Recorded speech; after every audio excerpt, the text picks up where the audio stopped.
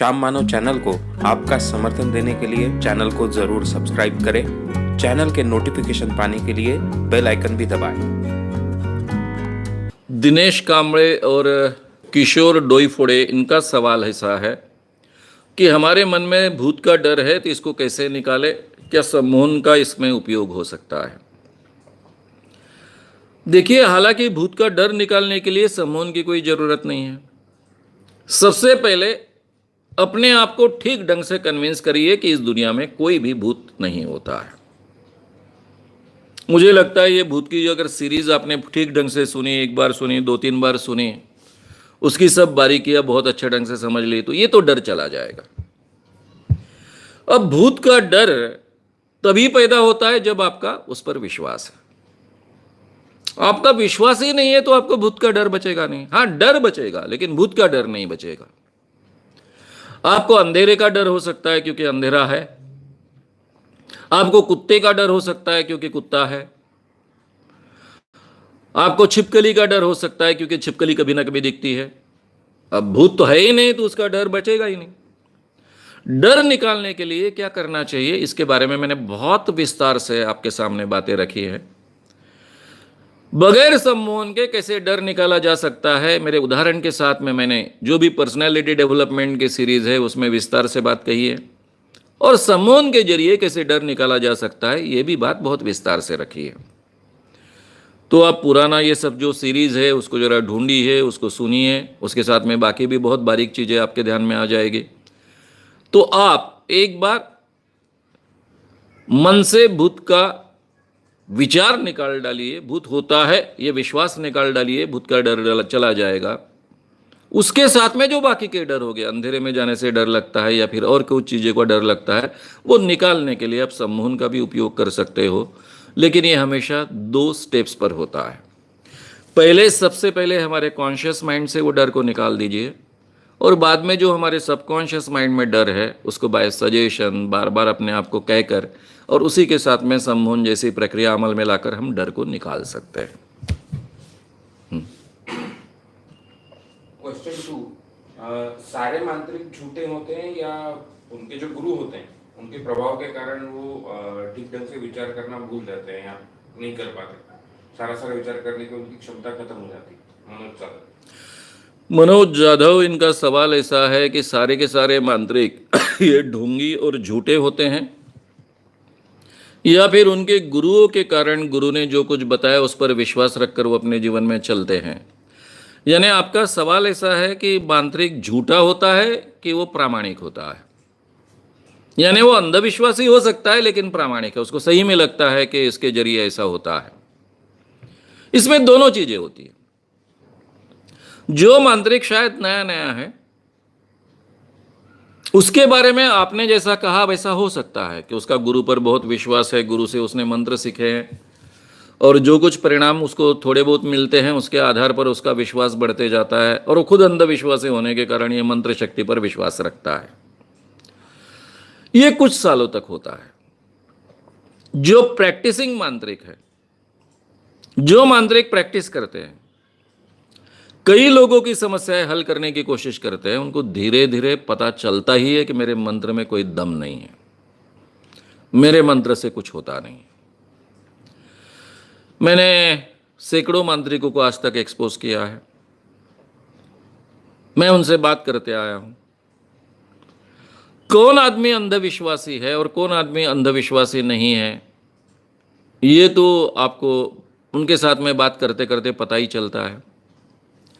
तो जो मांत्रिक अंधविश्वासी होते हैं, मैं उनको एक्सपोज करने की झंझट में नहीं गिरता हूं, उनका मैं प्रबोधन करता हूं, और ऐसे कई मांत्रिकों ने वो छोड़ दिया अपना काम। वो प्रमाण बहुत कम होता है। नए मांत्रिक होते हैं, अब ये भी शुरुआत की हुई होते हैं, लेकिन जो कई सालों से काम कर रहे हैं, लोगों की समस्याएं हल करने का काम कर रहे हैं, उनको पता चलता है कि मेरे मंत्र तंत्र में कोई दम नहीं है, ये सब झूठ बात है, और फिर वो अपने ठगी का बहुत अच्छे ढंग से एक नया टेक्निक या फिर गुरु से प्राप्त किया हुआ टेक्निक उपयोग में लाता है और लोगों को ठगना शुरू करता है। क्वेश्चन 3, मीरा दातार की दरगाह पर अपने आप लोगों को मार पड़ती है, ऐसा कैसे होता है? महेंद्र भाटी। महेंद्र भाटी, इनका सवाल ऐसा है कि मीरा दातार के दरगाह पर अपने आप लोगों को मार पड़ती है, ऐसा कैसा होता है? अभी मैंने मीरा दातार के दरगाह पर तो बहुत समय बिताया है, मैंने कभी मार पड़ते हुए नहीं देखा है, लेकिन परंपराएं बदलते रहती है, बदल सकती है। मैंने वहां देखा है कि जिनके शरीर में भूत आता है उनके हाथ दीवारों पर चिपक जाते हैं, और फिर वो पूरी, वो जब ड्रमिंग चलता है, जो भी आरती चलते रहती हैं, वो खत्म होने तक उनके हाथ छूटते नहीं हैं। तो उसके बारे में मैंने अलग अलग प्रयोग किए हैं। जिन लोगों के हाथ चिपके हैं उनके हाथ हटाकर देखने की कोशिश की है। कई लोगों के हाथ हटे हैं, हटने के बाद में फिर से वो मेरी तरफ देख के ऐसा डर डर के देख के हाथ लगा रही है, चिपका रही है ज़बरदस्ती, ये भी मैंने देखा है। अब यहाँ मैक्सिमम स्त्रियाँ होने के कारण ये प्रयोग तो ज़्यादा नहीं किए जा सकते, क्योंकि स्त्रियों के हाथ को हटा देना यानी जाने अनजाने में छेड़खानी हो सकती है। तो ये सब प्रयोग कर कर मैंने देखे हैं। लेकिन आप कह रहे हो कि कोई मीरा दातार के दरगाह पर किसी को मार गिरती है, तो मार गिरती है ना, क्या होता है? उसको महसूस होता है कोई मुझे मार रहा है। उसमें दोनों चीज़ें हो सकती है। उसमें अगर ये विश्वास है कि मुझे मार गिर रही है तो मेरे शरीर में भूत है, और भूत है सिद्ध करना है तो मार गिर रही है ऐसा मुझे लगना चाहिए, तो ये बाय सजेशन भी हो सकता है और ढोंग भी हो सकता है, दोनों चीज़ें हो सकती है। लेकिन अगर आप कहते हो कि वहाँ मार गिर रही है और मार के निशान उनके शरीर पर आते हैं, तो यह असंभव है, ये संभव नहीं है, ऐसा बिल्कुल पॉसिबल नहीं है। इसलिए आपको ये सब चीज़ें जांचनी पड़ेगी, बारीकी से देखनी पड़ेगी। आपके ध्यान में आएगा कि ये केवल लोगों की, जिसको हम कहेंगे कि सजेशन के कारण उनको एहसास होता है कि मुझे मार गिरी, या फिर वो ढोंग करते हैं, दो में से एक ही निकलेगा। क्वेश्चन 4, आजकल के जमाने में भी भूत बाधा वगैरह लोगों को होती है क्या? संदीप गवान। संदीप गभाने, इनका सवाल ऐसा है कि आजकल के ज़माने में भी भूत बाधा होती है क्या? बड़े पैमाने पर होती है, आजकल भी होती है। अभी हम गए 35 सालों से महाराष्ट्र में काम कर रहे हैं, उसके पहले तो दुनिया में भूत नहीं होता ये शब्द ही किसी ने सुना नहीं था, मैंने खुद नहीं सुना था। तो ये 35 सालों में काम करने के कारण लाखों लोगों में परिवर्तन आया। गांव-गांव में ऐसे लोग पैदा हो गए कि जो लोग बोलेंगे, कॉन्फिडेंटली बोलेंगे इस दुनिया में भूत नहीं होता है, लेकिन इनकी संख्या बहुत कम है, 5-10% ज़्यादा से ज़्यादा होगी। अभी भी 90% लोग भूतों को डरते हैं, भूत है ऐसा मानते हैं, और ये प्रमाण बहुत कम हो जाता है अगर पुरानी सिचुएशन 90s के पहले की सिचुएशन कायम रहती। 90s के बाद में स्वतंत्र टीवी आया, और स्वतंत्र टीवी ने गए 28 सालों में अंधविश्वास बड़े पैमाने पर बोने का काम किया। मैं रिपीट कर रहा हूं, ये जो स्वतंत्र टीवी आया, ये स्वतंत्र टीवी ने बड़े पैमाने पर अंधविश्वास बोने का काम गए 28 सालों में किया है। इसलिए आप देखेंगे कि अंधविश्वास कम होना चाहिए, हमारा काम है। सरकार का कानून अभी बना है, इतने आधुनिक साधन हैं, लेकिन अंधविश्वास बढ़ाने का काम हुआ। पहले से समाज में है, मान्यताएं हैं, अंधविश्वास है, उसको बढ़ाने का काम टीवी ने बड़े पैमाने पर किया है। तो इसलिए आज भी बड़े पैमाने पर स्त्रियों के शरीर में भूत आते हैं। आपको ये देखना है खुली आंखों से, तो कैसे कुछ जगह है, सभी सैलानी के दरगे, मीरा दातार के दरगे, और कई दरगे हैं जहां पर भूत उतारने का प्रयास होता है। कुछ दत्त मंदिर, जैसे माहौर का दत्त मंदिर है, गाणगापुर का दत्त मंदिर है, ऐसे जगह पर आप देखेंगे तो कभी भी आप जाएंगे तो वहां पर आपको 10-20 लोगों के शरीर भूत आता है, उनका बर्ताव सब देखने को मिलेगा। और खास कर जिस दिन अमावस होती है उस दिन तो ये प्रमाण बहुत बड़ा हुआ आपको मिलेगा। और इसके बजाय गांव-गांव में जो भूत आते हैं उनको उतारने की अलग अलग जगह होती है, मांत्रिक होते हैं, ये सब प्रोसेस हमारे समाज में चलते रहती है। तो मैं कॉन्फिडेंटली तो इतना कह सकता हूँ कि आज भी बड़े पैमाने पर लोगों के शरीर में भूत आते हैं, उसका प्रमाण बहुत कम हुआ है, ऐसा कह सकता था, मुझे बहुत आनंद होता, लेकिन ऐसा नहीं हुआ है, ये फैक्ट है। उसी से जुड़ा सवाल है कि जो महाराष्ट्र में अंधश्रद्धा निर्मूलन का जो कानून है, उसको लेकर ऐसे टीवी शोज पर बंदी आ सकती है क्या, या लाई जा सकती है क्या? विनायक पाटिल। विनायक पाटिल, इनका सवाल ऐसा है कि महाराष्ट्र सरकार ने जो जादू टोना विरोधी कानून बनाए हैं उसके कारण ऐसे टीवी शोज पर पाबंदी आ सकती है क्या? डेफिनेटली आ सकती है। इसलिए महाराष्ट्र सरकार ने काम करना चाहिए, और इसीलिए महाराष्ट्र सरकार ने एक कमेटी फॉर्म की थी, जादू टोना विरोधी कानून प्रचार प्रसार समिति गठित की थी, उसका मैं सह-अध्यक्ष था। कैबिनेट मंत्री इस सोशल जस्टिस के जो होते हैं उसके अध्यक्ष। इस ढंग की कमेटी ने यह काम करना चाहिए, ऐसा अपेक्षित था। पहले सरकार के समय में काम शुरू हुआ, बहुत अच्छे ढंग से काम चलता रहा। अगली सरकार आई, देवेंद्र फडणवीस जी की सरकार आई, तब भी करीबन साल भर 6 महीने अच्छे ढंग से काम चलता रहा। लेकिन उसके बाद में ये सरकार काम नहीं करना चाहती है। अभी जाहिर तरीके से मैं कहता हूं कि ये सरकार ये काम नहीं करना चाहती है। और इसमें सबसे बुरी बात है कि जो दूसरा हमारा ये संगठन है, उनको भी काम में कोई रस नहीं है, उनको दुबाकी झगड़ों में ही बहुत ज़्यादा रस है, तो उसका भी फायदा सरकार उठाना चाहती है। तो इस कारण इस सरकार के ज़माने में कुछ भी काम नहीं हुआ है, करना भी नहीं चाहती है। नहीं तो ये कमेटी की कल्पना ही ये थी कि इन सब चीज़ों पर एक तरफ ब्रेक आ जाए और दूसरी तरफ बड़े पैमाने पर महाराष्ट्र की जनता का प्रबोधन हो।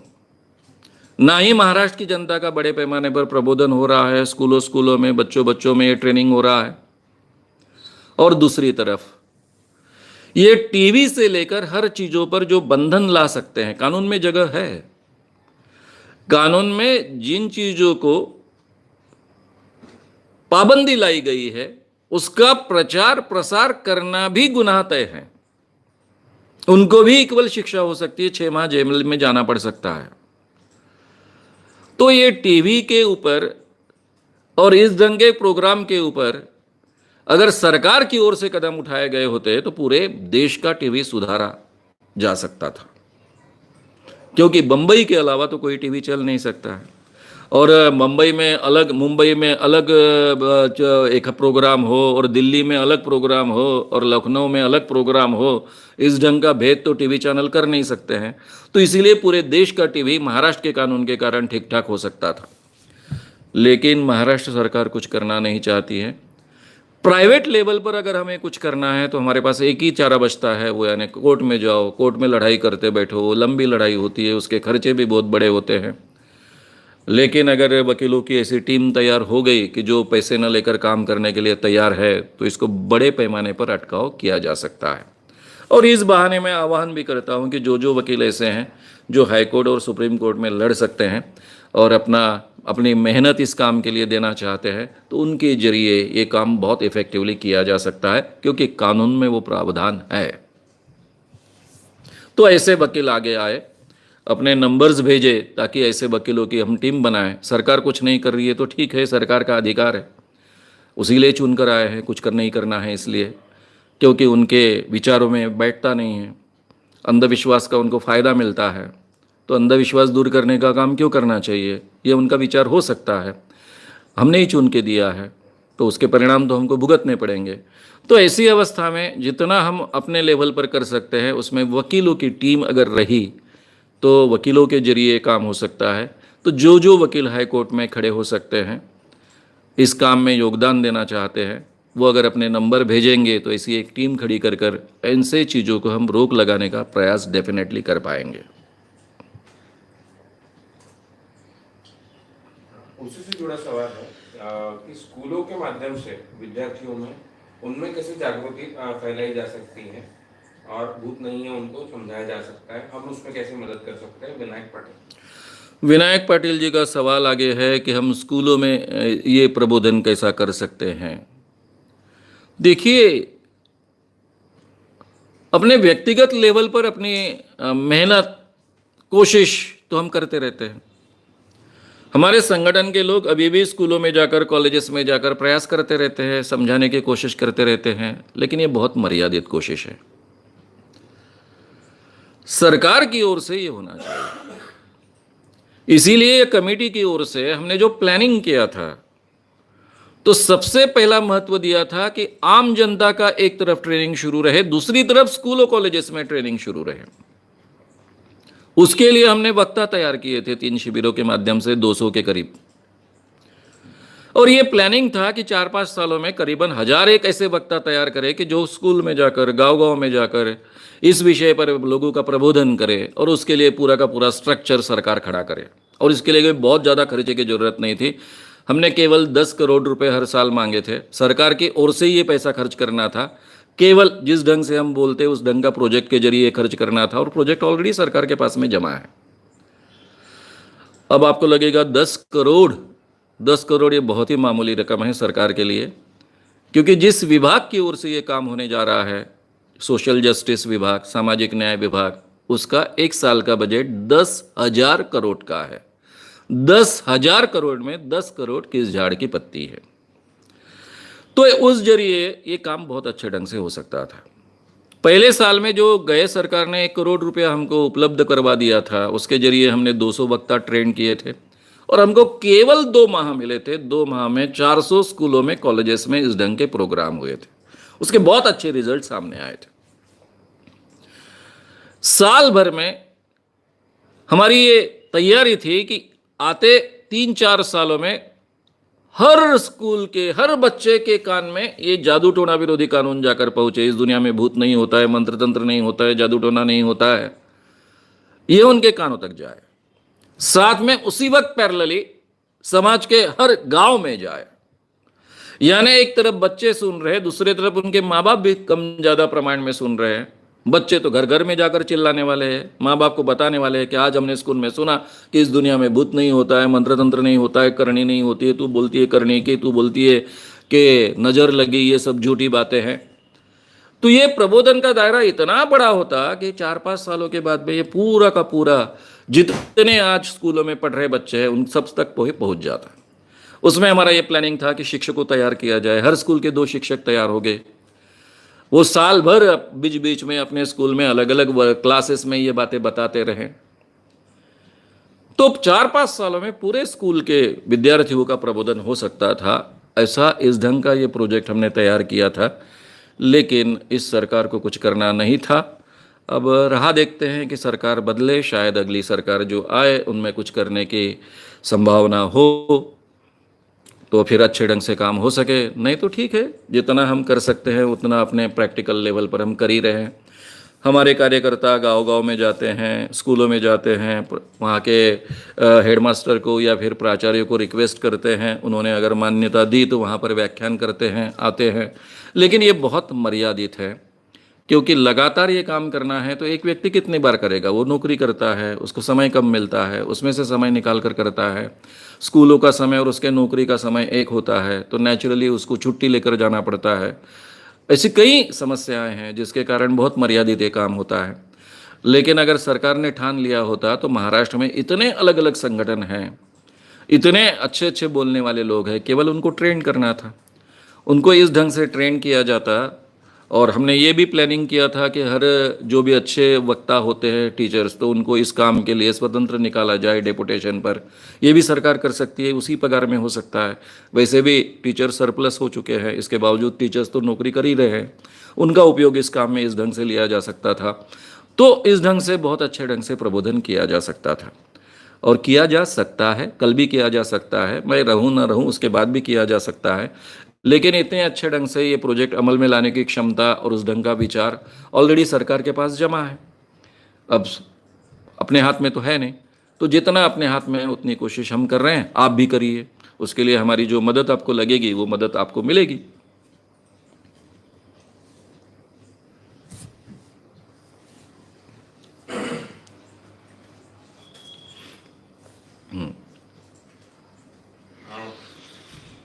मेरा लड़का बीमार हो गया था, उसका बुखार कम नहीं हो रहा था। मैंने तो उसे बताया था कि भूत वगैरह नहीं होता, पर उसको जब अंगारा दिया तो अंगारा देने के बाद उसका बुखार गया, तब तक गया नहीं। तो ये कैसे हुआ होगा रामेश्वर गुरुकुल?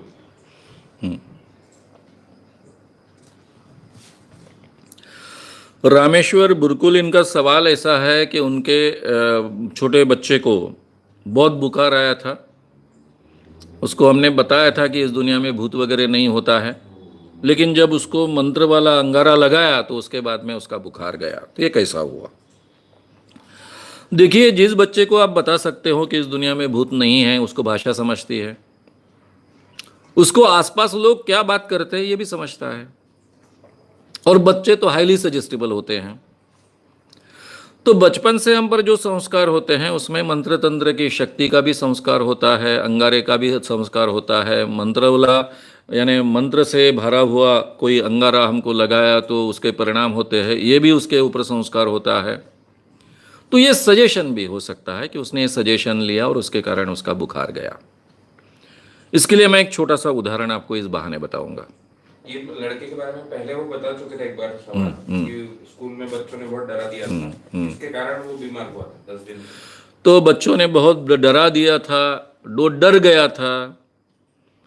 तो डरने के कारण उसके मन में जो डर पैदा हुआ, उसके कारण जो बुखार आया, तो उसको लगा कि अभी मुझे अंगारा लगाया है तो इस कारण ये बुखार निकल जाएगा, मेरा कुछ बिगड़ेगा नहीं, अब तो मुझे डरने जैसा कुछ बचा नहीं। जैसे मांत्रिक कोई मंत्र से भूत उतारता है, उस ढंग की ये प्रक्रिया हो सकती है, यानी जिसको हम कहेंगे सजेशन स्वीकारना और उसके कारण वो परिणाम उसके ऊपर होना। ये मानवीय जीवन में बहुत होता है। अभी एक मैं उदाहरण इस बहाने इसी ढंग का आपको बताऊं। काजोल की मां का नाम आप जानते हो, क्या नाम है? तनुजा। बड़ी एक्ट्रेस है। एक बार इन लोगों के सामने मेरा प्रोग्राम हुआ, उसमें डॉक्टर श्री राम लागू, नीड़ू फुले, तनुजा, रोहिणी अट्टंगड़ी, ये सब लोग थे। लगनाची बेड़ी कर नाटक था। और नीड़ू फुले जी ने मुझे बुलाया था कि श्यामराव, आपका नाम लेकर हम सब ये पैसे मांग रहे हैं और ये सामाजिक कृतज्ञता निधि इकट्ठा करने की बात है, तो इनके सामने प्रोग्राम करो। तो मुझे जब हम जा रहे थे जलगांव से धुलिया में ये प्रोग्राम दूसरे दिन होने वाला था, तब तनुजा ने एक सवाल मुझे पूछा था। तनुजा जी कह रही थी कि आप कहते हो इस दुनिया में मंत्र तंत्र नहीं होता है, नहीं ऐसा मैंने सुना। एक दिन मुझे बहुत तकलीफ हो रही थी, कै आ रही थी लेकिन कै भी नहीं हो रही थी। मैं बहुत अस्वस्थ हो चुकी थी। मुझे लग रहा था इस अवस्था में मैं मर जाऊंगी। तभी मेरे एक गुरु हैं, उनको मैंने बुलाया। गुरु आए, उन्होंने कहा तुम्हें बाहर का हुआ है,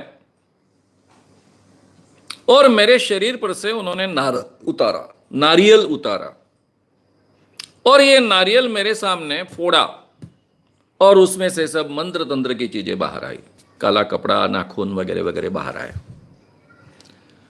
तो आप कहते हो कि इस दुनिया में ऐसा कुछ नहीं होता है, तो फिर ये नारियल में से नाखून वगैरह सब कैसे निकले? नारियल तो पूरी तरह बंद होता है। और उसके बाद में मुझे एकदम शांत लगा, मैं नॉर्मल हो गई। मेरा कै वगैरह आने की जो बार बार ऐसी कोशिश हो रही थी कि कै आ रही उल्टी, वो नहीं आई, कुछ नहीं हुआ। मैं एकदम से नॉर्मल हो गई, शांत हो गई। ये कैसा हुआ? अब तनुजा बहुत फेमस एक्ट्रेस है, कई सिनेमा की हीरोइन रह चुकी है। उसकी बेटी भी बहुत बड़ी एक्ट्रेस है, काजोल, और उनकी माँ भी शोभना समर्थ बहुत बड़ी एक्ट्रेस थी। तनुजा जी को दूसरे दिन मैंने नारियल उनके ही हाथ से फोड़ के लिया और नारियल में से एक चिट्ठी निकली, बाकी चीजें भी निकली, नाखून वगैरह, काला कपड़ा वगैरह, और एक चिट्ठी निकली। वो चिट्ठी में मैंने लिखा था कि जो भी आपके अपने जीवन के अनुभव होते हैं वो सच होते हैं, लेकिन उन अनुभवों का मतलब हमारी जो धारणा है उसके आधार पर हम निकालते हैं। हमारी जो पहले की जानकारी है उसके आधार पर हम निकालते हैं। हमारी जानकारी बदलने के बाद में उसी अनुभव का मतलब बदल जाता है। अब वो हक्का बक्का रहेगी क्योंकि उनकी बहुत श्रद्धा थी उस बाबा पर, उनके गुरु पर, और उनके ध्यान में आया था कि उनके गुरु ने उनको मूर्ख बनाया। लेकिन एक बात तो सच थी कि उनको बहुत अस्वस्थ लग रहा था, क्या होगा ये डर लग रहा था, मैं जीऊंगी मरूंगी ऐसा लग रहा था। और उस अवस्था में बाबा ने नारियल फोड़ने के बाद में उनको एकदम स्वस्थ लगा, ये तो फैक्ट थी। मुझे किसी कारणवश अस्वस्थ लगा, डर लगा, उसका मेरे शरीर पर परिणाम हुआ, और ये डर निकल जाने के लिए मैंने मेरे अंधविश्वास के कारण एक सजेशन लिया कि ये निकल गया। अब ये कुछ भी हो सकता है, नारियल उतार कर फोड़ना हो सकता है, मंत्र डालना हो सकता है, अंगारा लगाना हो सकता है, कुछ भी हो सकता है। तो ये सजेशन हमने लिया, और डर की अवस्था में हम हाईली सजेस्टिबल होते हैं, इसलिए वो सजेशन बहुत ज़्यादा इफेक्टिव भी हो सकता है। और हमारे संस्कारों से वो धारणा आई है कि अंगारा लगाने के बाद में ये निकल जाता है। ये प्रोसेस वहाँ हुई होगी। तो आपको नया मतलब अभी उसी अनुभव से निकालना होगा, क्योंकि हम अपनी पुरानी धारणा के अनुसार हमेशा मतलब निकालते हैं। अनुभव वही होता है, लेकिन उसका मतलब बदल जाता है। आगे घोस्ट पे आपने जो इतने डिटेल लेक्चर दिए हैं, तो उनका एक जिस क्या कुछ बुलेट पॉइंट्स आप दे सकते हैं क्या, तो शॉर्ट में, ताकि हम लोगों को समझाने के लिए वो हमारे काम में आए कि भूत आत्मा क्यों नहीं होती। नवीन कुकरेजा, इनका सवाल ऐसा है कि आपने 5 सेशन में घोस्ट के बारे में बहुत विस्तार से बातें सामने रखी, लेकिन लोगों को समझाने के लिए छोटा सा बहुत शॉर्ट पॉइंट्स में ये बात कैसी कहें। सीधी सी बात है कि पहले घोस्ट यानी क्या। हमारे शरीर में आत्मा होती है, ये आत्मा मरने के बाद में बाहर जाती है। अगर ये नॉर्मल अवस्था में आत्मा बाहर जाती है तो ये शायद नरक में जाती है, स्वर्ग में जाती है। लेकिन अगर किसी कारणवश ये आत्मा की इच्छा अधूरी रह जाए, या फिर उसकी वासना अतृप्त रह जाए, उसका मर्डर हो, बीच में ही उसको एक्सीडेंट में जाना पड़े, किसी भी कारणवश अगर उसकी इच्छा अधूरी रह जाए, वासना अतृप्त रह जाए, तो ये आत्मा स्वर्ग में नहीं जाती, नरक में नहीं जाती, पृथ्वी में घूमती रहती है, उसका भूत बनता है। ये मान्यता है, सभी धर्मों की मान्यता है। और ये जो भूत होता है, ये भूत किसी को पकड़ लेता है, जकड़ लेता है, उसको पजेस करता है, और ये पजेस करने के बाद में अलग अलग ढंग से वो व्यक्ति व्यवहार करता है। कभी उसको मालूम नहीं ऐसी भाषा वो बोलता है, उसके शरीर में बहुत ताकत आती है, 2-2, 4-4 लोगों को वो संभलता नहीं है, वगैरह वगैरह वगैरह ऐसी चीज़ें होते रहती हैं। कभी कभी ये भूत उस व्यक्ति को ले भी जाता है, और मांत्रिक के जरिए ये भूत को उतारा जा सकता है, क्योंकि उसमें मंत्र शक्ति होती है, वो भूतों को पकड़ सकता है, भूतों को निकाल सकता है, वगैरह वगैरह। ये हमारे समाज की धारणा है। अब इसमें सच्चाई क्या है? एक तो पहली बात, हमारे शरीर में आत्मा ही नहीं होती है।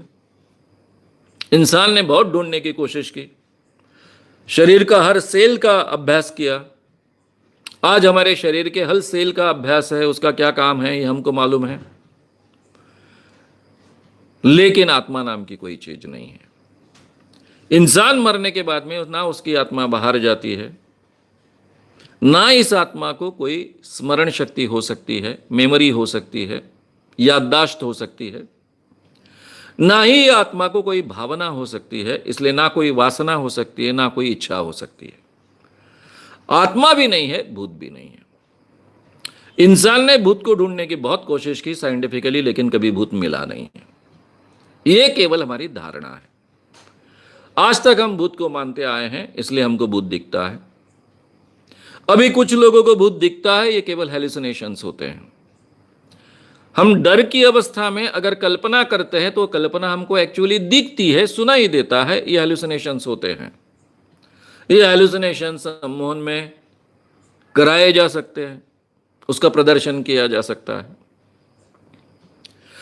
दूसरी बात, अक्सर भूत के जो प्रकार होते हैं, हमारे मन में जो डर है भूत के बारे में, और बचपन से जो संस्कार है भूत होता है, इस कारण अगर किसी डर की अवस्था में हमने मान लिया कि हमको भूत लग गया, तो हमको एहसास होता है कि हमको भूत लग गया, और वैसे अनुभव हमको आते हैं। ये सजेशन के कारण भूत लगना है। दूसरा, कई ऐसी बीमारियां होती है जिनके बारे में हमें आधी अधूरी जानकारी होती है या बिल्कुल जानकारी नहीं होती है। मैनिया जैसा उन्माद, मुझे लगता है मैं भगवान शंकर हूं, या फिर मैं अमुक अमुक राजा हूं। सिजोफ्रेनिया, इस बीमारी में स्प्लिट अप पर्सनैलिटी भी हो सकती है। एक वक्त एक ढंग का बर्ताव कर रहा है, दूसरे वक्त दूसरे ढंग का बर्ताव कर रहा है। डिप्रेशन, डिप्रेशन में आदमी एकदम अपने आप को खो देता है। पैरोनिया, उसमें कुछ दिखाई देता है, कुछ सुनाई देता है। तो इस ढंग की जो बीमारियां होती है, इस ढंग की बीमारियों को भी हम भूती इस कैटेगरी में डालते हैं। ये साइकेट्रिक बीमारियां हैं, इसको साइकेट्रिस्ट बहुत अच्छे ढंग से टैकल कर सकता है, इन बीमारियों पर दवाइयाँ दे सकता है। वो भी हमारे समाज में इसको भूत माना जाता है। ये हो गया तीसरा प्रकार। और दूसरा प्रकार ऐसा होता है कि जिसमें कई स्त्रियां शरीर में बार बार भूत लाती हैं और धीरे धीरे उस क्षेत्र में वो ढोंग करने लगती हैं, क्योंकि उनके जीवन की जो भी समस्या है उसको सुलझाने का प्रयास करती है। ये तीनों प्रकार के भूत मांत्रिक के द्वारा उतारने के प्रयास होते हैं। पहला, सजेशन का जो भूत है वो मंत्र के कारण उतर सकता है, क्योंकि जिसका भूत पर विश्वास होता है उसका मांत्रिक पर भी विश्वास होता है। और उसे अगर ऐसा लगा कि यह मांत्रिक बहुत ताकतवान है, भूत को निकालेगा, तो उसको लगेगा कि इस मांत्रिक ने भूत निकाल दिया, इसलिए भूत को छोड़ देगा कुछ समय के लिए। जो मैलिंगरिंग करते हैं, ढोंग करते हैं, उनको पता होता है कि मेरे शरीर में भूत नहीं है, इसलिए मांत्रिक के मंत्र को वो डरते नहीं है, भूत को छोड़ते नहीं है। फिर मांत्रिक को आदत हो जाती है कि लातों के भूत होते हो, बातों से नहीं मानते, उनको लाते ही चाहिए, फिर वो उनको मारते हैं। मारना असह्य होने के कारण वो भूत को छोड़ने का बहाना बना देते हैं कि चलो कम से कम ये मार से तो छुटकारा पाए, और इसलिए मांत्रिक के सामने वो भूत हम छोड़ रहे हैं ऐसा आभास निर्माण करते हैं। पहले भी नाटक होता है, ये भी नाटक होता है। लेकिन तीसरे प्रकार में वो कोई रिस्पॉन्ड नहीं करते, उनकी जो बीमारी है उस ढंग से वो बर्ताव करते रहते हैं।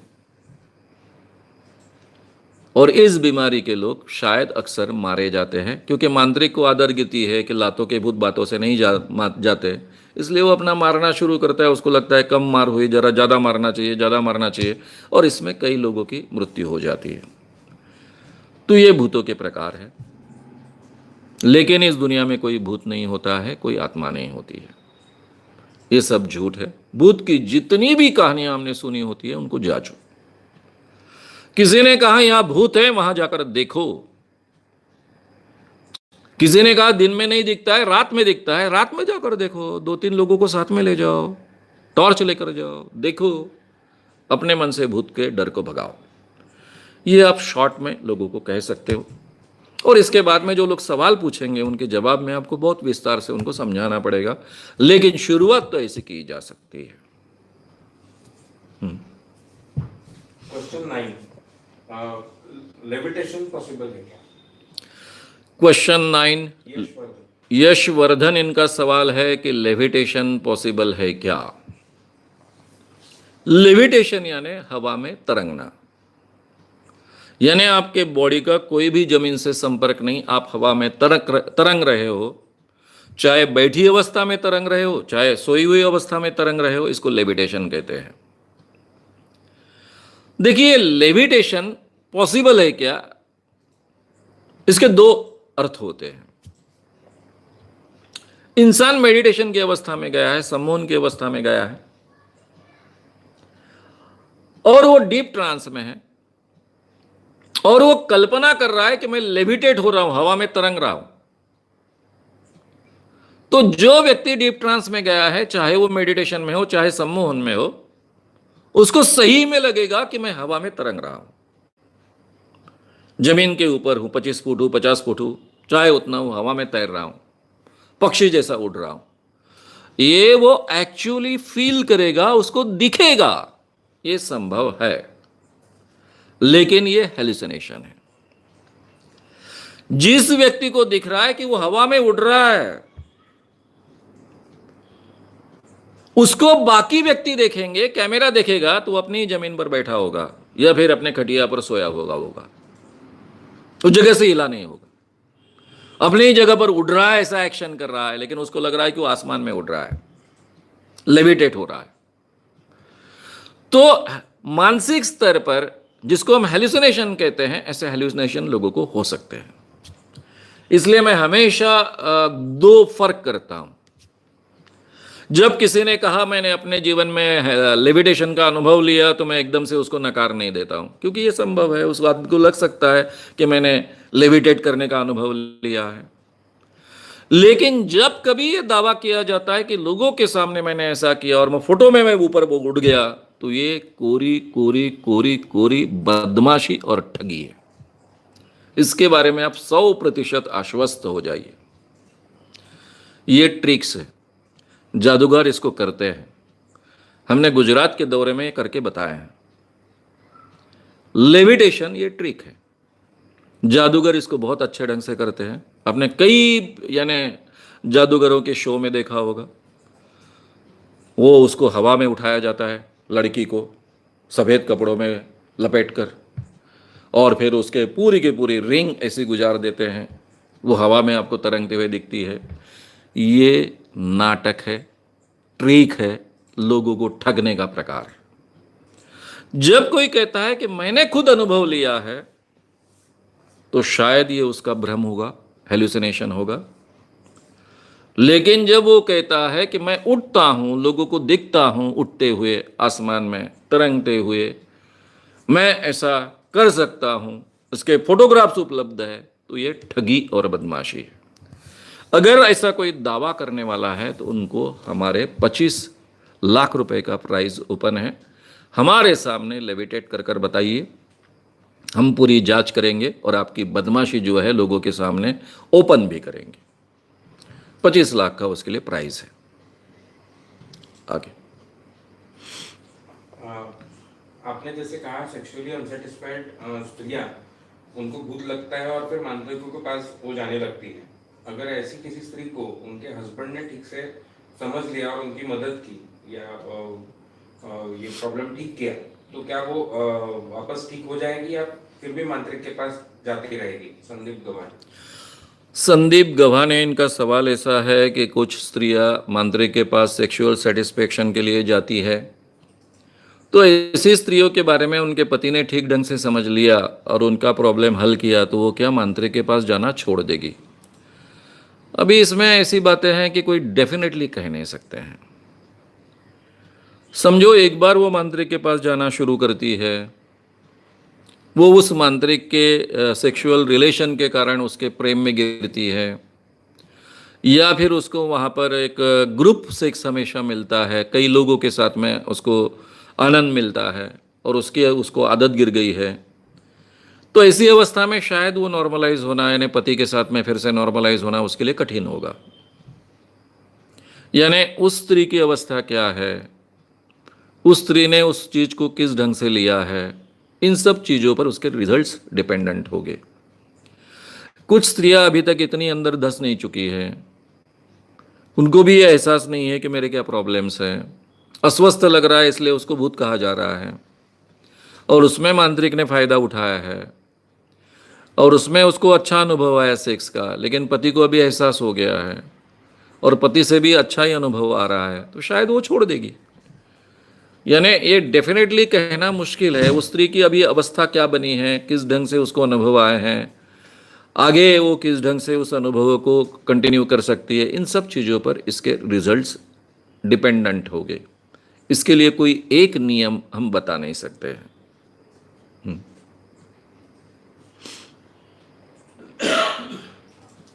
सर, सेक्स नॉलेज किस उम्र में लेना ठीक है? क्योंकि 11-12 साल की उम्र में भी सेक्स के बारे में समझ आने लगती है। संतोष नलावड़े, इनका सवाल ऐसा है कि सेक्स का नॉलेज कौन से उम्र में देना चाहिए। देखिए, इसके बारे में जो भी नॉर्म्स है वो नॉर्म्स मैं आपके सामने रखता हूं। सेक्स का नॉलेज यानी दो प्रकार के नॉलेज होते हैं। एक सेक्सुअल एजुकेशन में पहला पार्ट जो होता है वो केवल हमारे बॉडी की पहचान, हमारे बॉडी की पहचान यानी स्त्री और पुरुष दोनों के बॉडी की पहचान, और उसके फिजियोलॉजी जो होती है, यानी उसकी जो यंत्रणा काम करती है, फिजिकल यंत्रणा काम करती है, उसकी जानकारी 10 साल के 11 साल के तक के जो बच्चे हैं उनको तो बॉडी की पहचान देनी चाहिए, और बहुत सिंपल होती है। अगर आपके घर में 2 चार्ट्स है, एक स्त्री का चार्ट है, दूसरा पुरुष का चार्ट है, तो ये शरीर के ये हिस्से हैं। फिजियोलॉजिकल जानकारी 10 साल के ऊपर के बच्चों को, टीनेजर बच्चों को, यानी 12 साल से अपन टीनेजर मानते हैं, 13 14, तो टीनेजर्स को फिजियोलॉजी का ज्ञान देना चाहिए। वैसे तो 11 साल के बच्चों से ही शुरू करना चाहिए, क्योंकि आजकल कई लड़कियां 11वें साल में उनकी एमसी शुरू हो जाती है। तो भाई ये फिजियोलॉजी किस ढंग से काम करती है, ये एमसी यानी क्या है, हमारे शरीर में क्या परिवर्तन होता है।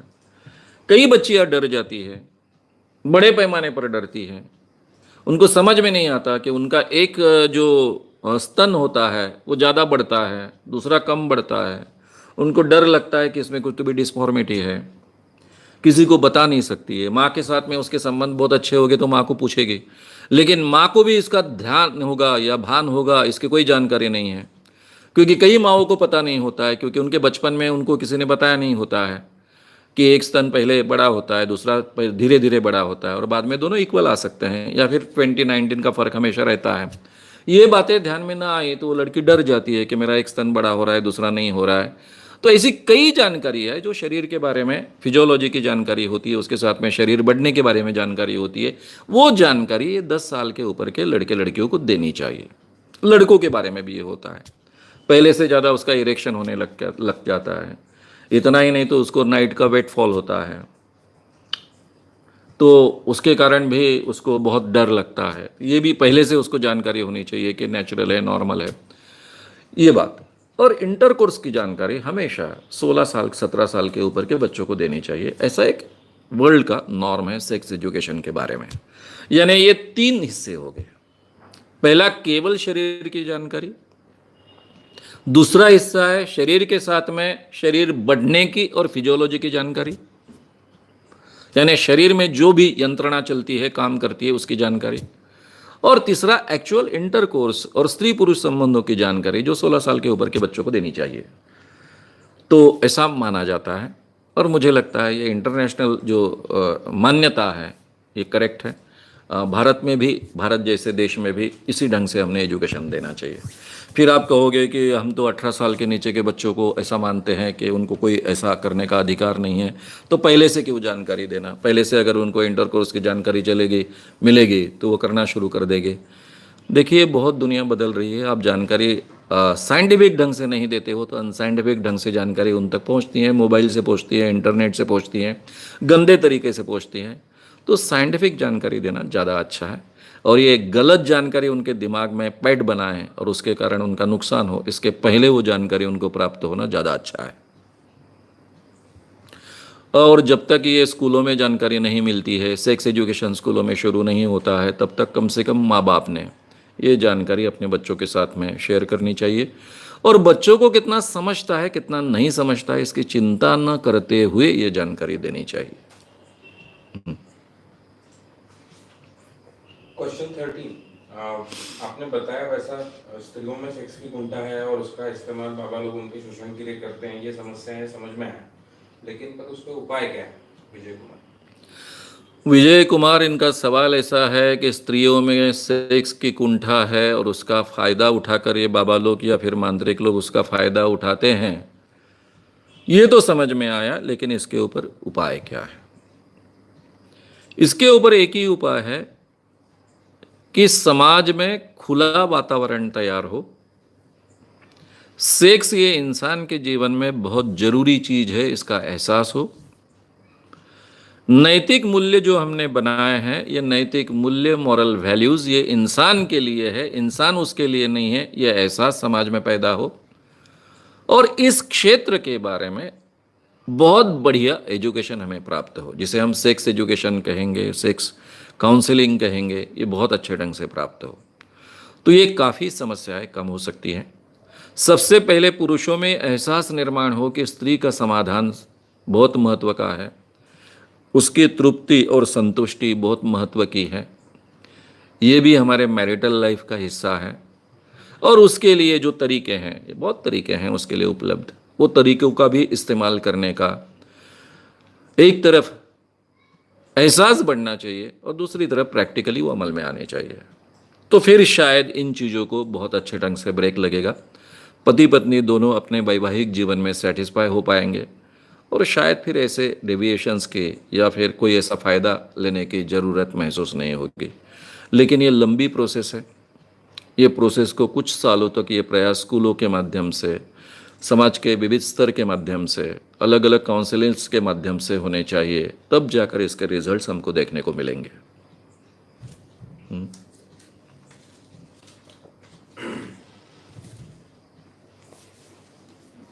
आजकल खासकर बड़े शहरों में लोग कभी कभी कपल स्वैपिंग, पार्टनर एक्सचेंज या सेक्स पार्टी करते हैं, तो क्या ये सब सही है? विजय कुमार।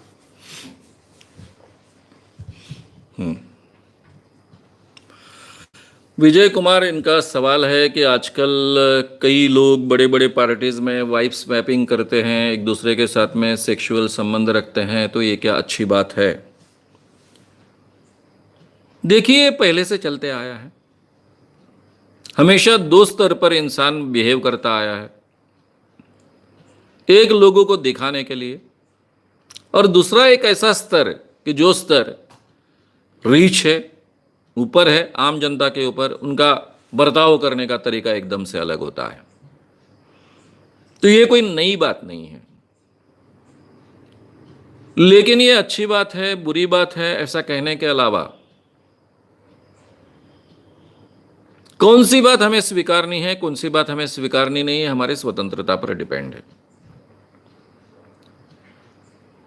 अभी देखिए, कुछ लोग वेश्याओं के पास जाते हैं, छुप छुप कर जाते हैं, कुछ लोग छुप छुप कर वाइफ स्वैपिंग करते हैं, कुछ लोग जाहिर तरीके से करते हैं। ये अलग अलग डेविएशंस हमारे समाज में हैं, क्योंकि जब इंसान एक विशिष्ट अवस्था में पहुंच जाता है, इतनी कमाई कर लेता है कि उसको पैसे क्या, उससे ज़्यादा उपयोग नहीं होता है। एक बार बंगला घर में है, गाड़ी घर में है, गाड़ी बदल कर भी कोई फ़ायदा नहीं होता है, कोई नया समाधान उसमें से नहीं मिलता है। तो इंसान के जीवन में भोग प्राप्त करने के दो ही तरीके होते हैं, एक खाना खाओ और दूसरा सेक्स का अनुभव लो। तो जिनको अपने जीवन में इस ढंग की आवश्यकताएं पूरी होती है, वो हमेशा इस क्षेत्र में अलग अलग ढंग से एक्सप्लोर करने का प्रयास करते रहते हैं। क्या करेंगे दूसरा? खाना खा खा कर कितना खाएंगे? ऐसे लोगों को खाने की कोई कमी नहीं होती, जो चाहे तब खाना मिलता है, जिस ढंग का चाहे उस ढंग का खाना मिलता है, उसमें कोई नवीनता नहीं बचती और इजीली मिलता है क्योंकि पैसे तो होते ही हैं। फिर नवीनता होती है स्त्रियों में, क्योंकि स्त्रियां इतनी इजीली नहीं मिलती, और इसलिए ये अलग अलग ढंग के जो कहेंगे डेविएशंस ढूंढने की कोशिश होते रहती है। हजारों सालों से होते आई हैं, आज भी होते रहती हैं। तो ये इंसान के भोगने की जो तीव्र इच्छा है, और दो ही ढंग के भोग वो अपने जीवन में भोग सकता है, खाना और ये, तो उसमें वो करते रहता है। कुछ लोग ये करते रहने वाले हैं, चाहे आप उसको अच्छा कहो चाहे आप बुरा कहो। इसलिए उसके ऊपर ज़्यादा विचार न करते हुए हमने सोचना चाहिए कि हमारे लिए क्या अच्छा है, क्या अच्छा नहीं है, कौन सी चीज़ें हमने स्वीकारनी चाहिए, कौन सी चीज़ें हमने स्वीकारनी नहीं चाहिए, कौन सी चीज़ों को हमारे जीवन में हमने इतना ज़्यादा महत्व देना चाहिए, इतना ज़्यादा महत्व देना नहीं चाहिए। ये निर्णय हमें लेना होगा और उसके अनुसार हमारे जीवन के निर्णय हमको करने होंगे। आगे क्वेश्चन 15, रैशनल तरीके से सोचने पर नैतिक मूल्य, मॉरल वैल्यूज कितने हैं या कौन से हैं? इनको आप एग्जांपल के साथ या वैसे बता सकते हैं, या इनको कैसे समझें?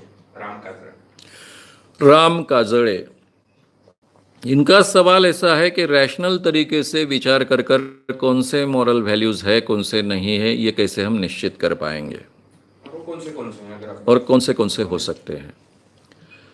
मैंने मॉरल वैल्यूज़ के बारे में बहुत विस्तार से आपसे बात की है, कल भी की है, आज भी एक सवाल के जवाब में की है कि मॉरल वैल्यूज केवल स्त्री पुरुष संबंधों के बारे में नहीं होते, ये जीवन के हर क्षेत्र के बारे में होते हैं।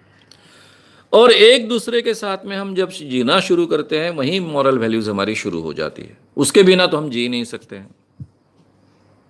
और मॉरल वैल्यूज का एक नियम होना चाहिए, और वो नियम है, मुझे जैसा दूसरों ने मेरे साथ बर्ताव करना चाहिए ऐसा मुझे लगता है, मुझे दूसरों ने मेरे साथ जैसा बर्ताव करना चाहिए ऐसा मुझे लगता है, ऐसा ही बर्ताव मैं लोगों के साथ में करूंगा। यह उसका आधार होता है। मॉरल वैल्यूज तो हमारे कॉन्स्टिट्यूशन ने तय कर डाली है। हमारा पूरा का पूरा कॉन्स्टिट्यूशन 4 मूल्यों के आधार पर खड़ा है: इक्वेलिटी, लिबर्टी, फ्रैटर्निटी और जस्टिस। ये 4 मूल्यों के आधार पर एक दूसरे के साथ में बर्ताव करते वक्त जो भी मॉरल वैल्यूज हमें जरूरी होंगे उनको हमको स्वीकारना पड़ेगा। अब मॉरल वैल्यूज तो कोई एक चीज नहीं। स्त्री पुरुष संबंधों में अगर हम मैरिज करना चाहते हैं, मैरिज में पति पत्नी एक दूसरे के साथ में प्रामाणिक रहना चाहते हैं, केवल एक दूसरे के साथ में ही संबंध रखना चाहते हैं, तो उन्होंने प्रामाणिकता से अपना जीवन निभाना चाहिए। वहां फिर कोई डेविएशन नहीं होना चाहिए। अगर मैं शादी करना चाहता हूं लेकिन मैं पत्नी के साथ में या पति के साथ में प्रामाणिक नहीं रह सकता हूं, तो शादी के शुरुआत में ही मैं कोशिश करूंगा, लेकिन गारंटी नहीं है। इस ढंग से बात होनी चाहिए ताकि एक दूसरे को ठगना नहीं होगा, फंसाना नहीं होगा। मेरी तो इच्छा है कि हम एक दूसरे से प्रामाणिक रहें, लेकिन मेरे जीवन में पहले भी ऐसा कुछ हो चुका है कि आगे चलकर मैं प्रामाणिक रहने की कोशिश करने के बावजूद डेविएशन हो सकता है भाई। तो तब फिर दोनों को डेविएशन का अधिकार होना चाहिए। इक्वेलिटी उसी को कहेंगे। हाँ, दूसरे को अधिकार लेना है नहीं लेना है ये उसका अधिकार है। एक ने किया इसलिए उसने दूसरे ने कंपलसरी करना चाहिए, ऐसा नहीं होगा। तो स्त्री पुरुष संबंधों में इस ढंग से हमको सोचना पड़ेगा। कानून केवल है, कानून एक मॉरलिटी का एक हिस्सा होता है। हमेशा मॉरलिटी कानून के आगे होती है, बढ़कर होती है। जहां कानून नहीं है वहां भी मॉरलिटी हमको अमल में लानी होती है। पूरे जीवन में हर क्षेत्र में मॉरलिटी हमको अमल में लानी होती है। दूसरों के साथ में बर्ताव करते वक्त भी मैं दूसरे का अपमान नहीं करूंगा, ये मॉरलिटी का हिस्सा है। मैं दूसरे को गाली नहीं दूंगा, मॉरलिटी का हिस्सा है। मैं दूसरे पर अन्याय नहीं करूंगा, ये भी मॉरलिटी का हिस्सा है। मैं दूसरे के साथ में ठगी नहीं करूंगा, ये भी मॉरलिटी का हिस्सा है। तो मॉरलिटी ऐसी 2-4 चीजें नहीं कह सकते। हमेशा याद रखिए कि आप मॉरल बर्ताव कर रहे कि नहीं, इसका आधार हमारे कॉन्स्टिट्यूशन के ये 4 मूल तत्व: इक्वेलिटी, लिबर्टी, फ्रैटर्निटी और जस्टिस। ये 4 को न्याय देने वाली जो भी हमारी मॉरलिटी होगी वो सही है। ये 4 को छेद देने वाली जो भी हम मॉरलिटी उसको कहेंगे तो वो गलत है, वो मॉरलिटी नहीं है। ये अगर आप मापदंड लगाएंगे तो मुझे लगता है इस सवाल का जवाब आपको बहुत आसानी से मिलेगा। और जो भी मैंने कल के व्याख्यान में विस्तार से एटीट्यूड्स बताए हैं वो सभी मॉरलिटीज है। हर एटीट्यूड एक मॉरलिटी होता है, मॉरल वैल्यू होती है। तो वो भी विस्तार से आपके सामने है। आगे क्वेश्चन 16। एक बार जब मैं ध्यान कर रहा था, ध्यान में नृत्य कर रहा था, तो मेरे सामने खुद के ही शरीर के दूसरे लकीरों का एक रूप नाचने लगा। दोनों नृत्य करते हुए दिखे, और जब मैं ध्यान से बाहर आया तब वो और मेरा शरीर एक हो गया।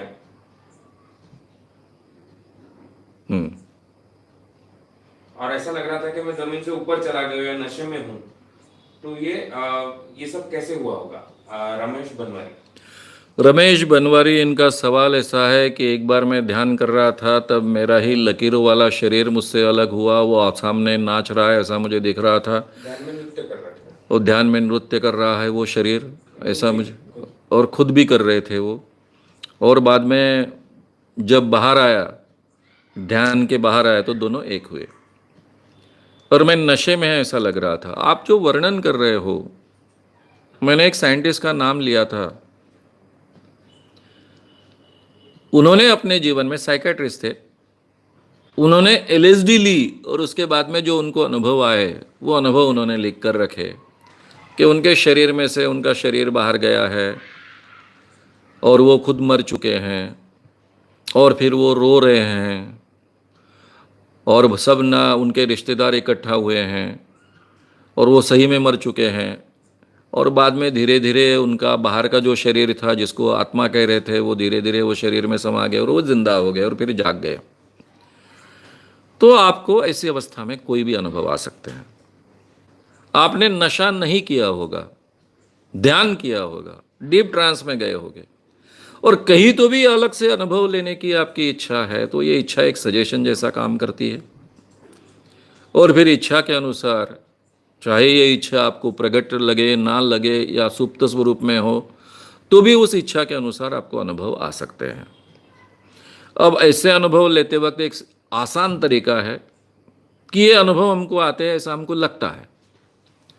अगर ये पहले से हमको मालूम है कि ऐसा अनुभव हमको आ सकता है, तो मस्त रिकॉर्डर चालू कर दीजिए, वीडियो रिकॉर्डिंग चालू कर दीजिए और बाद में वो वीडियो रिकॉर्डिंग देखिए, तो आपको ज़्यादा अच्छे ढंग से अपने ही अनुभव के बारे में एक्चुअली क्या हुआ था इसका पता चलेगा। अभी आप यहाँ कह रहे हो कि मैं खुद नाच रहा था। अब सही में आप नाच भी रहे होगे या फिर आपको लगता होगा कि आप नाच रहे हैं और आपकी दूसरी प्रतिमा भी नाच रही है। तो ये जब तक आप देखेंगे नहीं वीडियो में, तब तक आपको पता नहीं चलेगा। फिर या फिर वहाँ कोई बैठा होगा, वो देखेगा नहीं, तब तक पता नहीं होगा।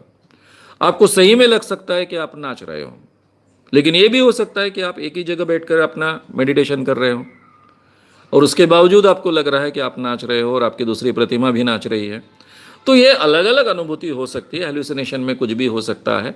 इसलिए हमको ये खुद जांचना पड़ेगा और आज के ज़माने में जांचना बहुत आसान है। एक तरफ वीडियो लगा कर रख दो, पूरा रिकॉर्डिंग होते रहो, और दूसरी तरफ एक्चुअली हमको अनुभव क्या है वो तो हमको आते ही हैं, तो उनका फिर तुलनात्मक अभ्यास करो तो आपके ध्यान में आएगा कि एक्चुअली क्या हुआ था।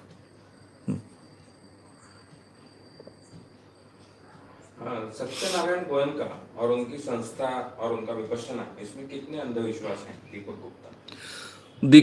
दीपक गुप्ता, इनका सवाल ऐसा है कि सत्यनारायण जी गोयनका और उनका जो भी काम चलता है विपश्यना का, उसमें कितने अंधविश्वास है। इन सवालों का जवाब देना बड़ा मुश्किल है।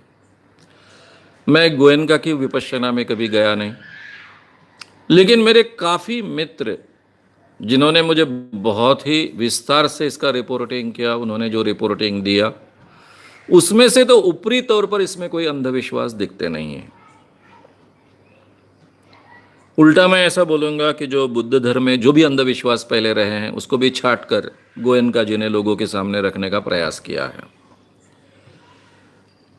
लेकिन गोयनका जी के एक बहुत ही नज़दीक के व्यक्ति,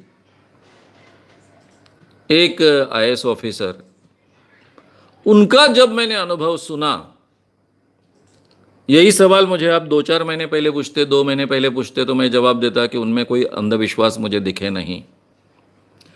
लेकिन उस व्यक्ति में मैंने जिस ढंग के अंधविश्वास देखे और जिस कन्विक्शन के साथ में अंधविश्वास देखे, और मेरा और मेरे साथ में जो व्यक्ति थे उन सब का हमको धक्का पहुंचा कि इस व्यक्ति के मन में, जो आईएएस ऑफिसर है, बहुत बड़े हैं, महाराष्ट्र में बहुत बड़े पद पर रह चुके हैं और गोयनका जी के बहुत नज़दीक के हैं और विपश्यना में उनका बहुत बड़ा योगदान है, इनके मन में इतने अंधविश्वास कैसे पनपे? और ये अंधविश्वास अपने आप नहीं पनपे हैं, इन अंधविश्वासों को बल मिला है और ये बल गोयनका जी के ओर से मिला है। तब मैं इतने आत्मविश्वास के साथ, जैसा पहले कह सकता था, उतने आत्मविश्वास के साथ आज नहीं कह सकता हूं कि उसमें कोई अंधविश्वास नहीं है। जो विपश्यना सिखाई जाती शायद उसमें अंधविश्वास नहीं है, लेकिन वातावरण के इर्द गिर्द में ये अंधविश्वास शायद पनपते हैं, ऐसा मैं आज कह सकता हूं।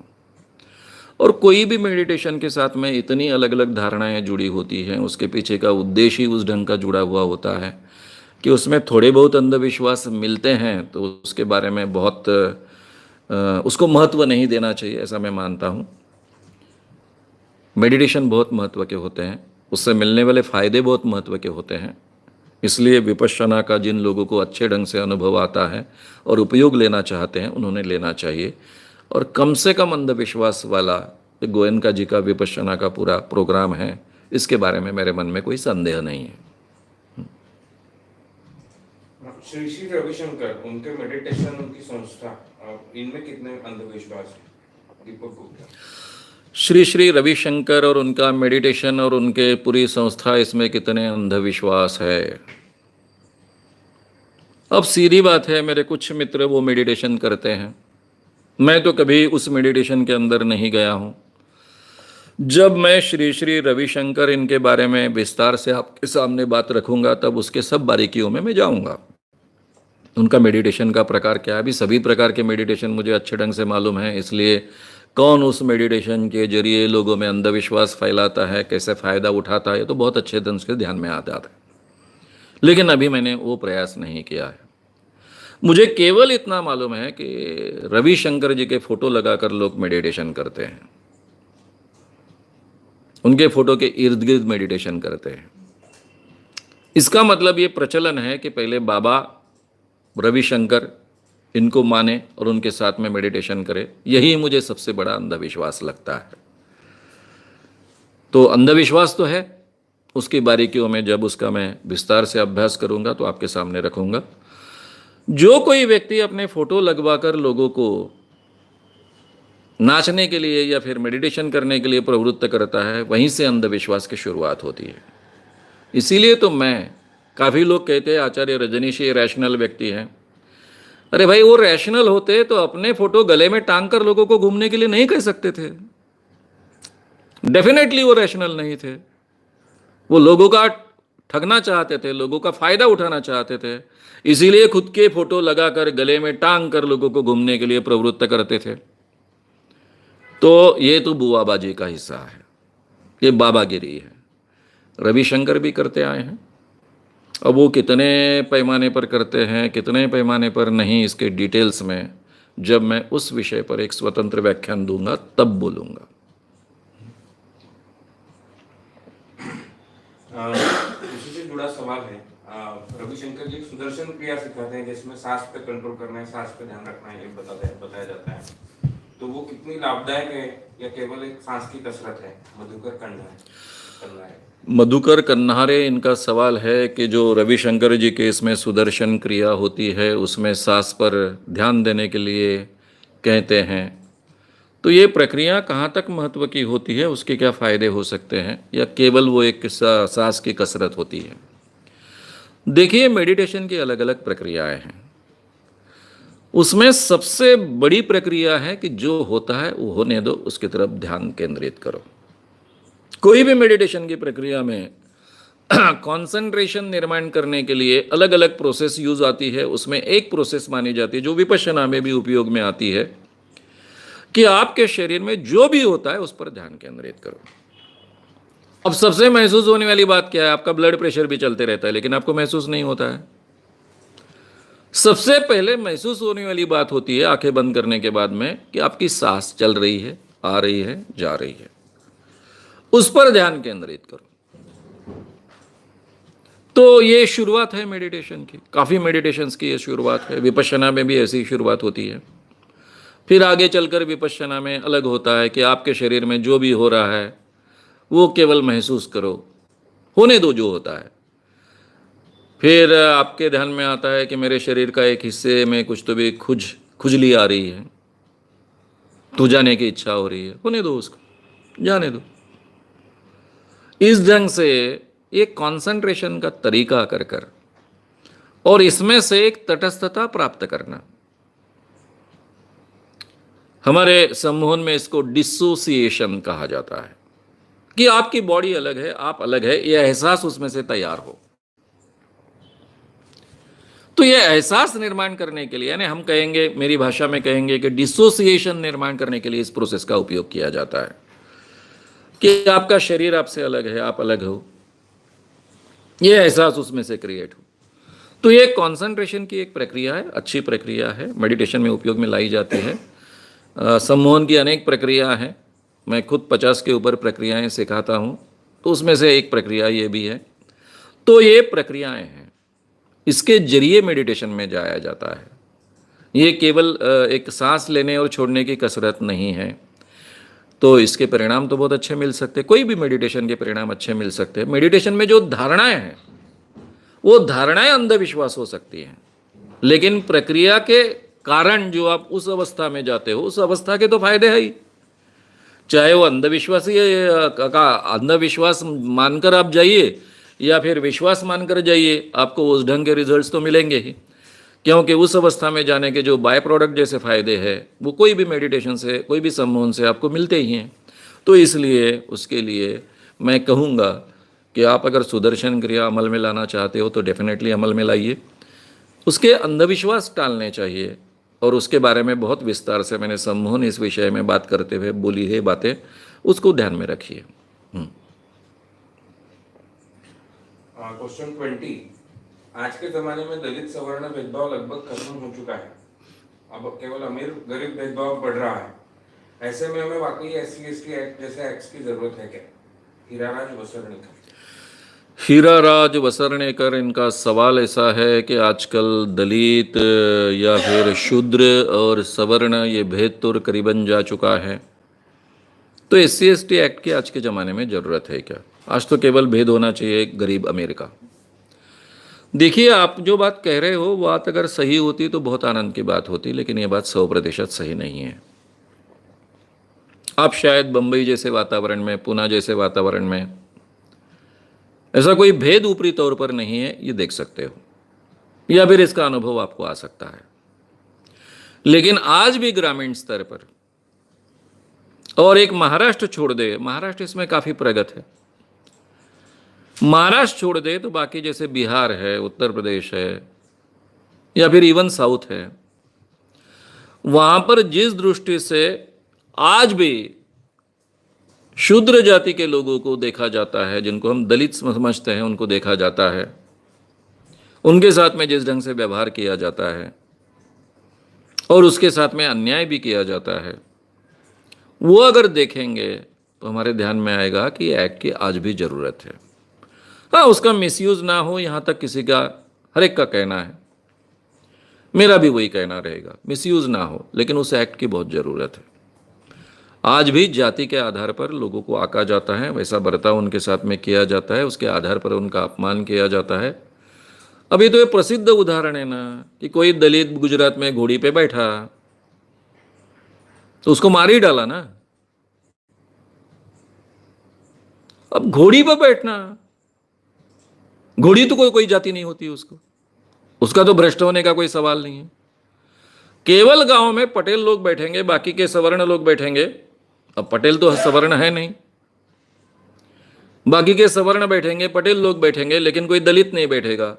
यह आज भी चलता है। अब ये न्यूज़ में आया है इसलिए हम सबको पता है, वो मारा गया इसलिए पता है, लेकिन घोड़ी के ऊपर उसको बैठना है, घोड़ी वाला ही तैयार नहीं होता है तो हमको पता नहीं चलता है। घोड़ी वाला देता है और आइन वक्त पर घोड़ी लेकर वापस जाता है क्योंकि उस पर दबाव आता है 4 लोगों का, ये भी हमको पता नहीं चलता है। ऐसी कई बातें होती हैं, और ये बातें यहाँ तक सीमित नहीं होती है, उससे भी बहुत आगे होती है। तो इसलिए ये कहना कि आजकल ये बचा नहीं है, नहीं बचा होता तो बहुत अच्छी बात है, लेकिन ये वास्तविकता नहीं है, इसलिए आज भी उसकी ज़रूरत है। गरीबी अमीरी हटाना एक आर्थिक कार्यक्रम है, लेकिन जाति को हटाना केवल एक मानसिक कार्यक्रम है। उसके लिए बहुत कोई देश में अर्थव्यवस्था में चेंज आना चाहिए, इसकी ज़रूरत नहीं है। तो उसको तो हटाना बहुत आसान है, तो वो तो हमारे मानसिक लेवल से पहले हटना चाहिए।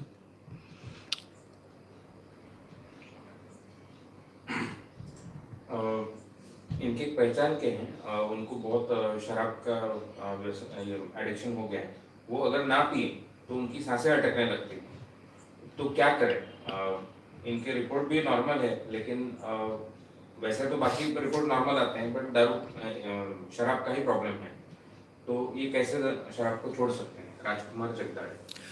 राजकुमार जगदाड़े, इनका सवाल है कि उनके एक परिचित है, उनको बहुत शराब की आदत है। शराब की आदत होने के साथ में उनको शराब अगर नहीं पीते हैं तो उनकी सांसें अटक जाती हैं, वगैरह वगैरह तकलीफ होती हैं। तो ऐसी अवस्था में उनके शराब को कैसे छोड़ा जाए? देखिए, शराब को छोड़ना है तो ऐसे व्यक्ति को जो बहुत ही एडिक्टेड है, उसके लिए रिहेबिलिटेशन सेंटर्स होते हैं, उसकी मदद लेनी चाहिए। आप अगर इंटरनेट में जाओगे तो ऐसे कई सेंटर्स की आपको जानकारी मिल जाएगी। उसमें से जो बढ़िया सेंटर है उसको चूज़ कीजिए, वहाँ उनको भर्ती कीजिए। वहाँ इन सब चीज़ों को देखा जाता है। शराब को किस ढंग से छोड़नी चाहिए, धीरे धीरे छोड़ना आवश्यक है, एकदम से छोड़ना आवश्यक है, ये सब निर्णय लिए जाते हैं। रात दिन उनके ऊपर देखरेख होती है, उनकी तबीयत कहाँ तक बिगड़ती है उसके साथ में उनको ट्रीटमेंट उपलब्ध कराई जाती है। तो ये सिचुएशन ऐसी है कि ऐसे रिहेबिलिटेशन सेंटर में ही ये किया जाए। जिनको बहुत आदत है लेकिन ऐसी कोई तकलीफ नहीं होती है इस ढंग की, उनके लिए अलग अलग तरीके हो सकते हैं। ग्रुप थेरेपी होती है, अल्कोहलिक एनोनिमस नाम की एक संस्था है, वहाँ लोग इकट्ठा होते हैं, उनके जरिए भी कुछ लोगों की शराब छूटती है। लेकिन आपने जो वर्णन किया उसके आधार पर मुझे कहना पड़ेगा कि ऐसे सेंटर में ले जाना उनके लिए बहुत ज़रूरी है। वो ज्वाइन करने के लिए लगाइए, वहाँ शराब छूट सकती है। जादू टोना या टोने टोटके में कौवे का बहुत डर दिखाया जाता है, कौवे से डर लगता है, ऐसा क्यों होता है, ऐसा क्यों करते हैं?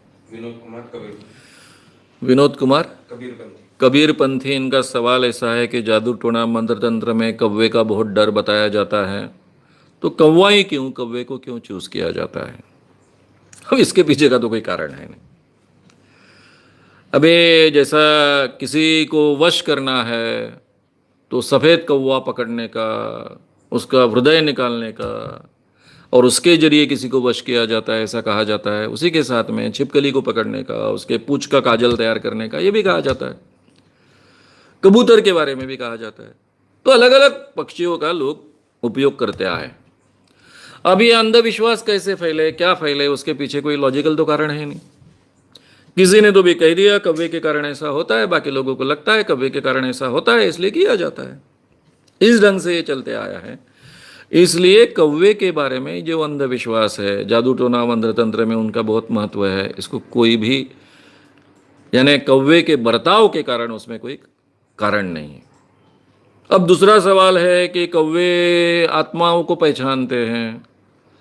श्राद्ध के दिन या फिर जो भी हमारे घर के लोग मरते हैं उनके बाद में उनकी आत्मा, उसको जो भी हम पिंड रखते हैं उसमें चावल वगैरह कुछ होते हैं, उसको अगर स्पर्श करते कि नहीं, ये कौवे के आधार पर तय होता है। अगर वहाँ आत्मा रही तो कौवा नहीं स्पर्श करेगा, जब आत्मा वो छोड़ के जाएगी तभी कौवा स्पर्श करेगा, ऐसा माना जाता है। तो ये मान्यता है, इसको कोई आधार नहीं है। इसके पीछे का कारण तो मैंने बहुत अच्छे ढंग से सामने रखा था।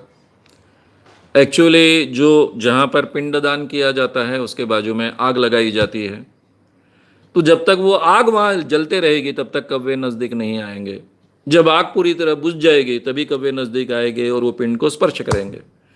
लेकिन कई सालों के अनुभव के आधार पर ब्राह्मणों ने या फिर जो भी पुजारी वहाँ होते हैं उन्होंने इस ढंग का वातावरण तैयार किया, लोगों के अंधविश्वास बढ़ाए। उसमें कौवे का तो कोई संबंध नहीं है। कौवे को खाने को मिलता है वो आता है। केवल कौवे आते हैं ऐसा नहीं है, बाकी भी पंछी आते हैं वहाँ पर। लेकिन बाकी पंछी आए उसको महत्व नहीं देते, हम कौवे को महत्व देते हैं, क्योंकि पहले से हमारे दिमाग में फिट है कि कौवे आत्मा को पहचान सकते हैं। तो ये केवल हमारी गलत धारणाएं किसी कारणवश बनी, उसके पीछे कोई ऐसे आधार नहीं है तार्किक के जिसके आधार पर ये धारणाएं बननी चाहिए।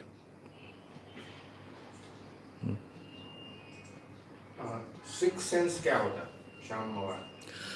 श्याम मावड़, इनका सवाल ऐसा है, मवाड़, श्याम मवाड़, इनका सवाल ऐसा है कि सिक्स सेंस क्या होता है। सिक्स सेंस के बारे में ऐसी मान्यता है कि हमारी जो पांच इंद्रियां है इसके परे से जो हमें ज्ञान प्राप्त होता है वो सिक्स सेंस के जरिए प्राप्त होता है।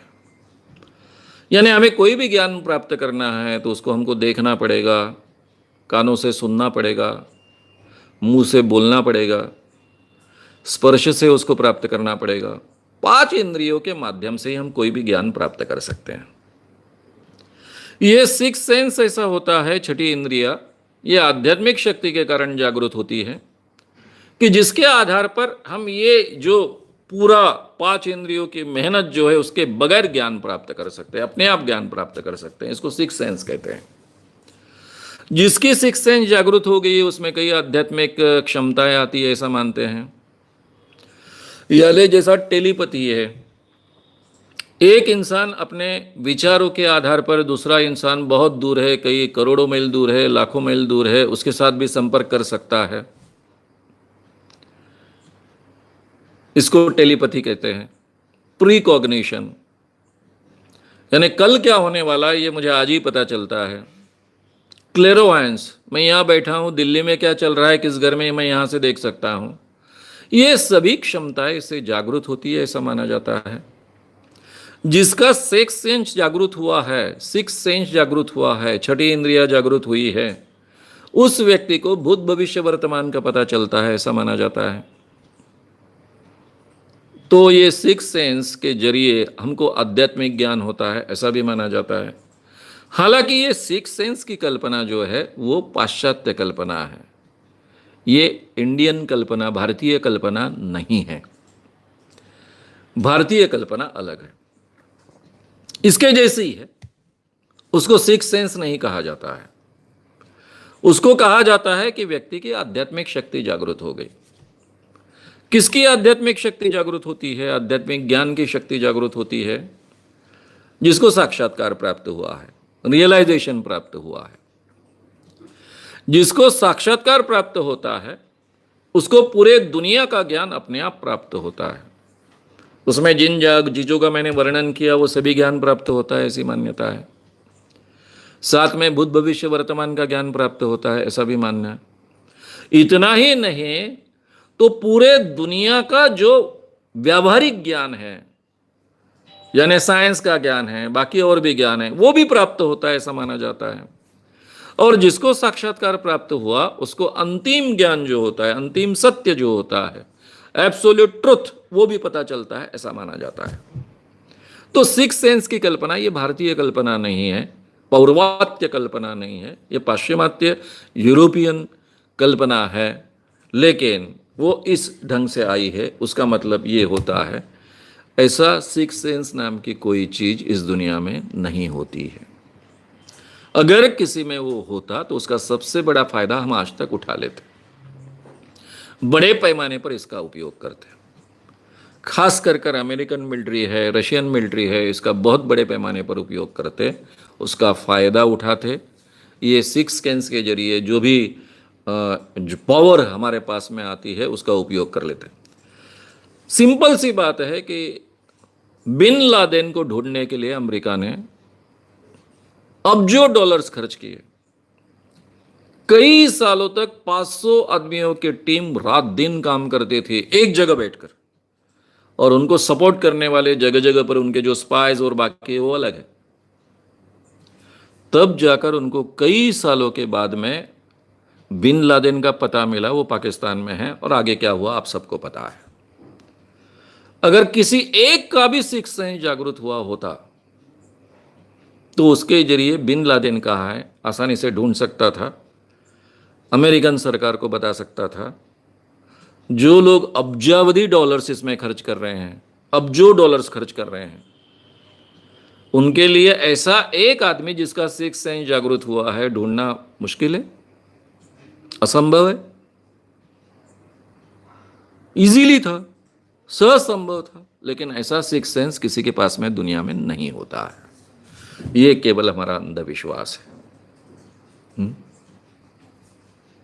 और कितने सवाल हैं? एक दो।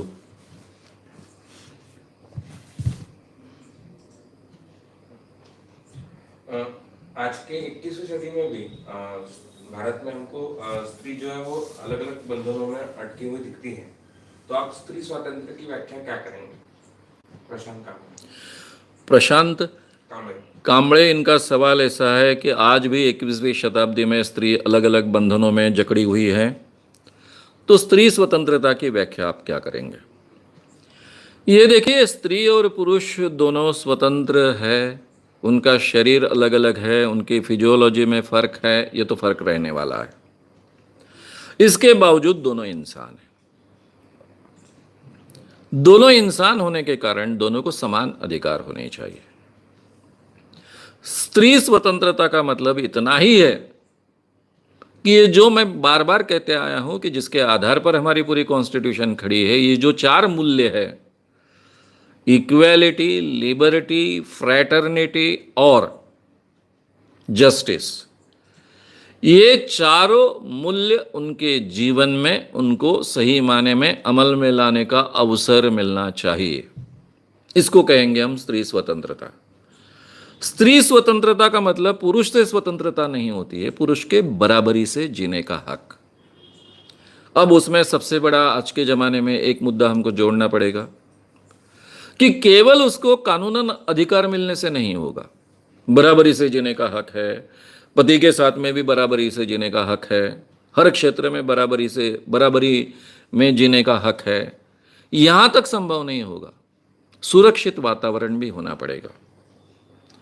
जैसा आजकल मी टू की मूवमेंट चली है, स्त्रियों को बार बार हर जगह पर अलग ढंग का व्यवहार सहन करना पड़ता है। उनके शरीर पर कोई ना कोई आक्रमण करने का प्रयास करते रहता है। ये बचपन से शुरू होता है, स्कूल में जाना शुरू करती है तब से शुरू होता है, ऑफिस में काम करना शुरू करती है तब से शुरू होता है। तो स्त्री स्वतंत्रता का सही अर्थ ऐसा है कि उसको निर्भय वातावरण में काम करने का अवसर मिले। कोई भी पुरुष उसको पूछे बगैर उसके शरीर को स्पर्श ना करने की हिम्मत ना करे। कोई भी पुरुष उसका अपमान ना करे।